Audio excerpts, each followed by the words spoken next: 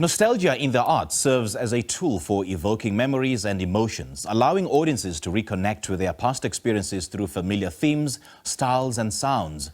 By blending elements from history with contemporary interpretations, artists then create a sense of comfort and reflection, thus forging a sense of appreciation for both history and innovation.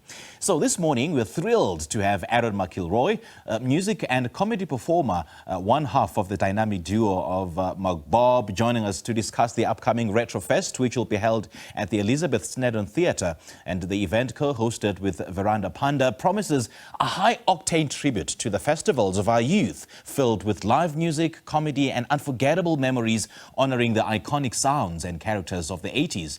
Aaron, a very good morning to you. Thank you so much for joining us. Welcome. Wow. We don't need to say any more. That's it. You've encapsulated it already. That's perfect. Good to have you on the show, Aaron. First of all, just take us through what inspired the creation of Retrofest. Well, I just want to first, my wife wants to be in the show. You can see she's behind me there with a mirror ball. Hello, wifey. She only allowed me to speak to camera, and then she was involved at the back.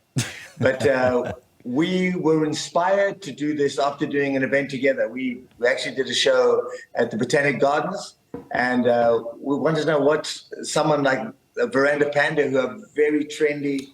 The music is incredible, and we're comedians. We are comedians and musical performers, but after working together, we realized that we had a great synergy, and we said, oh, we must continue, we must do something else that's bigger and better. So we've come up with this retro fest idea, which is the 70s, 80s, sort of music nostalgia throwback. And we've been working for the last sort of 2 months on it. So we're really excited to eventually make it happen. Right. Now, Aaron, how do you and your team plan to reinvent the familiar elements of the festival circuit for this particular show? Well, we do what we do best, which is basically have fun. We look at our own memories. We actually come from the 80s. I've actually got glasses now, which I didn't need in the 80s. But, you know, it was sort of bad. When you look back at things, you think, oh, did we actually do that? But it was so much fun. Right. So what we'll do is we'll create some of the looks, the sounds, the feel of the 80s, and also what it means to be a festival goer. Because I think festivals have their own iconic brand now. You know, all over the world, no matter what festival it is, you get a sense that, that you're going into like a different reality when you go to festivals. So we are trying to get a little bit of both elements in the theatre. Yeah. Just paint a picture for us if you can. I mean, what kind of characters can audiences expect to see? Well, apart from your wife, of course. And how do they tie into the nostalgia theme? Well, first of all, there's a husband and wife team that we play called Bruce and Charmaine, and she's very domineering in their lives, and we're just so excited to be going back to the 80s when I had hair, you know, and she was slim, and it's just they're the first characters. Then Lisa plays a groupie. I play a guy who's been wearing a dinosaur suit for the last year and going to different festivals. I also play the creator of the festival, who's still sort of regaling us with stories when he didn't need electricity. You know?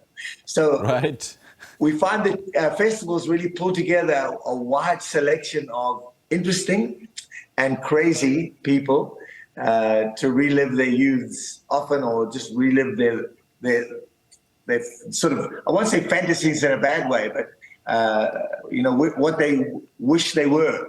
And if you've been to festivals, you'll realize that people do things they would never do at home. And you mentioned a blend of music and comedy. So how do these two balance, you know, in terms of the performances? Yeah, well, I mean, we are comedians, so we're also musical performers. So we sing and dance. I know it's hard to believe. I'm actually very young. I'm only 26 years old. I've just had a very hard life here. But we find they work very well. Like any musical performance, there's certain disciplines, but then there's the people. People laugh at people. And we play characters that are recognizable in our country especially. And that allows people to laugh at themselves. because we believe in laughing together. Good comedy is when people arrive and we actually laugh together. We don't laugh at someone only. Yeah. We make fools of ourselves and then we ask the audience to meet us halfway.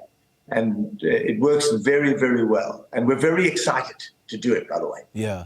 And Aaron, do you want to share with us, a little bit more about the iconic songs that will be featured and why you chose them? Yes. Well, Yazoo, Video Killed the Radio Star. You Spin Me Right Round. We do a version of Hotel California, Boney M, ABBA. All of them will be represented in one form or other, and we'll expect the audience to get involved. A lot of audience participation, dancing in the aisles. So we plan for a real party. It's like a 3-course meal, really. Yeah. There's music, there's comedy, and there's party. Party. So so Lisa's actually rehearsing for that now. She can't wait. She's ready to go at any time. Right. And how does your approach to comedy differ in Retrofest compared to your previous performances or sets? I don't know. We've obviously got new characters, and this is the first time. In fact, Veranda Panda are a married couple, and Lisa and I are a married couple. So it's the first time, first of all, we've worked with 2 married couples in a theatre show. I don't know if that's healthy. Let's hope it works.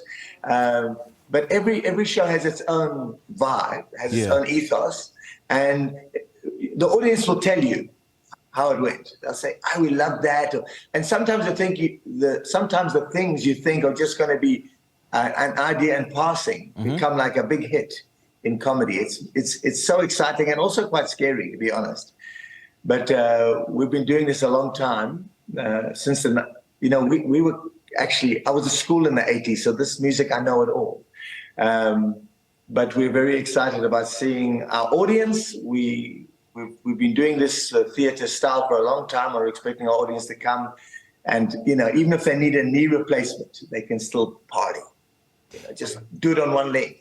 And I can only imagine how scary it can be because, you don't actually know how the audience will react to this unique concept in as much as you've been doing it for a while. But can you just elaborate on the audience engagement aspects such as the dress-up theme and as well as the prizes? Yes. Thanks for mentioning that because we are nervous already. But thanks for mentioning that there's no guarantees, But that's what makes it exciting. If it was easy, everyone would be doing it. It's a bit like playing a contact sport like rugby. There is a contact element. There is a risk element.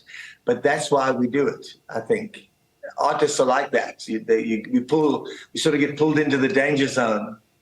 But this is all we know. So we expect the audience to come ready.